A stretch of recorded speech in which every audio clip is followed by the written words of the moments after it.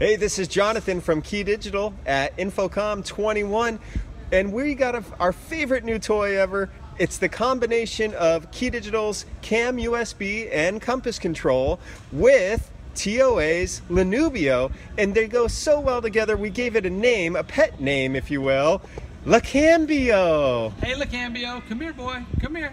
That's a good boy, that's a good boy. See, the LeCAMbio combination lets our camera track with the Lenubio speaker microphone tracking microphones, and you see how LeCAMbio comes to its favorite person, which is me. No, LeCAMbio, I thought I was your favorite. It's me, Jonathan, I'm over here. Oh, don't, now LeCAMbio, do not listen to him. Now Jonathan, you go away, go way off over there. Fine, LeCAMbio, I am gonna leave, and in fact, I'm gonna leave over here, and I bet you're gonna follow me. No, LeCAMbio, come on back, come on back.